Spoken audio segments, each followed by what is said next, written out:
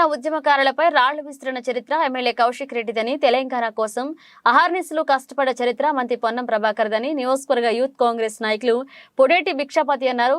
కమలాపూర్లోని community హాల్లో ఏర్పాటు చేసిన మీడియా సమావేశంలో ఆయన మాట్లాడుతూ పొన్నం ప్రభాకర్ను విమర్శించే స్థాయి తనది కాదని, ఇష్టం వచ్చినట్లు మాట్లాడితే కాంగ్రెస్ పార్టీ పక్షాన ఊరుకునేది లేదని హెచ్చరించారు. ఈ కార్యక్రమంలో కాంగ్రెస్ పార్టీ రాష్ట్ర నాయకులు తవుటం రవీందర్, బ్లాక్ కాంగ్రెస్ అధ్యక్షుడు దేశేని ఐలయ్య గౌడ్, నాయకులు నాంపల్లి ప్రభాకర్, బాలసాని రమేష్ గౌడ్, విష్ణుదాసు, వంశీ, కొండా రమేష్ పాల్గొన్నారు. మరి మంత్రి గారైన పొన్నం ప్రభాకర్ వ్యక్తిగతంగా ఆరోపణలు చేయడం జరిగింది. మరి అతన్ని విద్యతకే వదిలేస్తున్నాం. మరి ఆయన పర్సనల్ విషయాల్లో జోక్యం చేసుకొని తరలించాల్సిన ఈయనకి ఏమున్నది? ఈయన పొన్నం ప్రభాకర్ మాట్లాడిందల్లా వాస్తవం కాదా? మీ భార్యను మీ బిడ్డను అడ్డుపెట్టుకొని గెలిచింది నిజం కాదా? అది హుజరాబాద్ ప్రజలకు తెలియదా? ఒకవేళ తెలియనట్టయితే నువ్వు చర్చకు రా, దేనికి ఉంటావో దానికి చూపిస్తాం. నువ్వే చెప్తావు కదా శివయాత్ర చేసుకోవాలి, శివయాత్ర రమ్మని. మైనర్ బాలికను అడ్డం పెట్టుకొని ఓట్లు సంపాదించుకొని ఈరోజు గెలిచి మంత్రి గారైన మన బలహీన వర్గాల నాయకుడైన పొన్నం ప్రభాకర్ను విమర్శించడం ఇది తగదు. ఇలాగా ఇంకోసారి చేసినట్లయితే తీవ్ర పరిణామాలు ఎదుర్కోవాల్సి వస్తుందని కాంగ్రెస్ పార్టీ పక్షాన హెచ్చరిస్తున్నాం. పార్టీ పక్షాన మా మాజీ ఎంపీ ప్రస్తుత రవాణా శాఖ మంత్రి అయిన పొన్నం ప్రభాకర్ గారిపైన హుజరాబాద్ నియోజకవర్గ ఎమ్మెల్యే అభ్యర్థి పాడి కౌశిక్ రెడ్డి గారు అనుచిత వ్యాఖ్యలను ఇలా కమలాపూర్ మండల కాంగ్రెస్ పార్టీ ఖండిస్తుంది.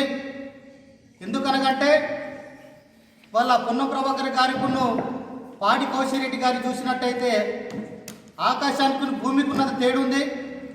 గతంలో చూసినట్టయితే కరీంనగర్ జిల్లాలో పొన్నం ప్రభాకర్ గారి ఆధ్వర్యంలోనే కాంగ్రెస్ పార్టీ బతుకున్న విషయము మీ అందరికీ తెలుసు. మరి ఈరోజు బీఆర్ఎస్ పార్టీలోకి వెళ్ళిన పాడి కౌశిక్ రెడ్డి గారు ఆయన గత చరిత్ర చూసినట్టయితే మానుకోటలో తెలంగాణ ఉద్యమకారులపైన రాళ్ళు రుబ్బిన చరిత్ర అయితే వాళ్ళ మా యొక్క మంత్రివర్యులు పొన్నం ప్రభాకర్ గారు తెలంగాణ ఉద్యమకారుల ఒక ఆకాంక్ష నెరవేర్చడానికి పార్లమెంటులో పేపర్ స్ప్రేతోని ఇబ్బంది పడి వాళ్ళ తెలంగాణ దేవత అయిన సోనియా గాంధీ గారిని ఒప్పించి వాళ్ళ తెలంగాణ తీసుకురావడంలో ఒక గొప్ప నిర్మాతగా వ్యవహరించిన వ్యక్తి కాబట్టి అతని పైన ఎమ్మెల్యే పాడి కౌశిక్ రెడ్డి గారు అనుచిత వ్యాఖ్యలు చేయడం ఇలా సభ్య సమాజం అంతా ఈసరించుకునే పరిస్థితి ఉంది. ప్రజాక్షేత్రంలో చూసినట్టయితే హుజరాబాద్ నియోజకవర్గంలో కాంగ్రెస్ పార్టీని ఖతం చేసే కృషి కౌశిక్ రెడ్డి గారు చేస్తే ఇలా పొన్నం ప్రభాకర్ గారు హుజరాబాద్ నియోజకవర్గంలో కాంగ్రెస్ పార్టీ బతికించడము కేవలం ఒక పొన్నం ప్రభాకర్ గారి వల్లనే సాధ్యమైంది.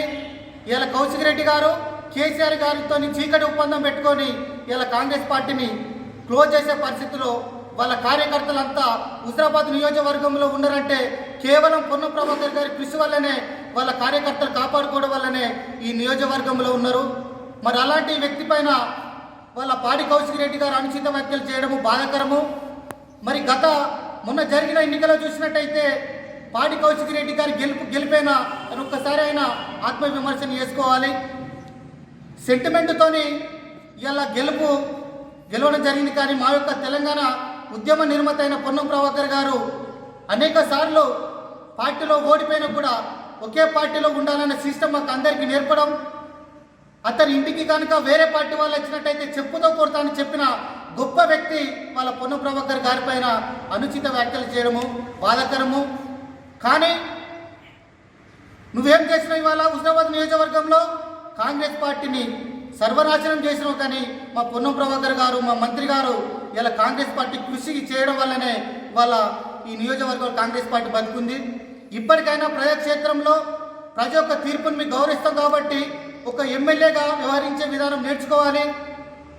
ఇలా సభ్య సమాజం అంతా కౌశిక్ రెడ్డి అంటే ఏందో ఇవాళ నియోజకవర్గంలో అంత తెలుస్తుంది.